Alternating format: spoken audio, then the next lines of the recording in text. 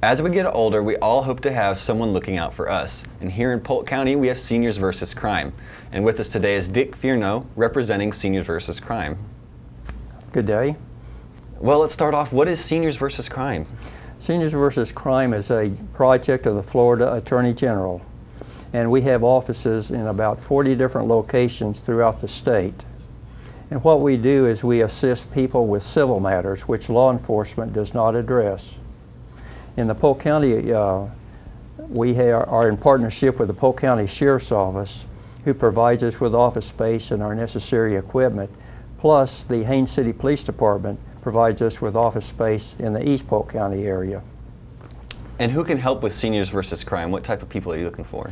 We're looking for people who are generally retired age people, and we try to rely upon our life experience to help us. The ideal person might be a retired law enforcement officer and perhaps also has a law degree, but we're never going to find the ideal person. All right. And what do seniors have to be concerned with here in Lakeland? Why do you guys exist? One of the categories of offenses that we have seen a lot are people that are victims of door-to-door salesmen who knock on the door and typically maybe have two men get into the house of an older person, usually a woman, and spend maybe 2 hours to convincing her to buy a water treatment system, a vacuum cleaner, security alarm system that she may not really want or need. But all she knows to do is to write her name on any piece of paper they put in front of her so that they will go away. Well, that's just sad to hear. And what might be some advice you have to give to these people? Generally, do not do business with door-to-door salesmen unless it's someone that you have invited to come to your home. And if so, then that would be different. But there's another thing too that people could take advantage of, and that is Florida has a statute that requires door-to-door solicitors to have a solicitor's permit that's issued by the clerk of the court. And in order to get that, a criminal background check is done on that person. And very few of these door-to-door salesmen have had this permit. But this can be seen in the form of photo identification that the person must wear on his person whenever doing his soliciting. And the person who violates this can be charged first offense with a misdemeanor, and if it's a second time, it can be charged with a felony. And Dick, what would you like everybody at home to know and take away from this? One of the things that I think people really ought to do is, when considering making a major purchase, to never make the decision on the day that it's offered to you.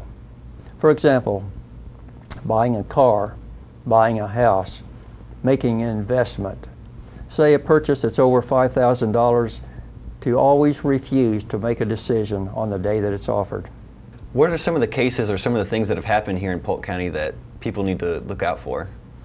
One of the things that we've seen in our office has been bill collectors making threatening phone calls or harassing phone calls anyway to people who may not necessarily owe money, but the person that gets these calls is intimidated by this and they don't quite know what to do. People have rights, and people can contact our office and we can help them if we know that this person does not owe the money. And we can take some steps to have the debt collectors stop calling the person. Another kind of case we've had has been maybe someone who's taken someone to small claims court and they get a judgment against that person and they still don't have the money. Well, we may be able to guide them through the steps in which that other party is required to pay the money. Oftentimes we may refer a matter to one of the state agencies. An example of that would be someone who does an unlicensed contractor that's doing shabby work.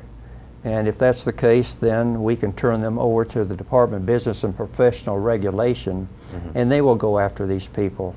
We've had people who have paid money in advance for other home repairs, and then the person did not come back to do the work. We advise people to wait until the work is completed before paying the person. I hate to call them contractors because Actually, construction contractors are not very likely to try to take advantage of someone this way because they have at risk losing their license. But the unlicensed people that do home repair work, we have one man we have 5 complaints against right now, and it's just a matter of time before something serious is going to be happening to him. Well, it sounds like there's a lot of people out there trying to take advantage of the elderly. What are some of the ways we can get in touch with Seniors versus Crime?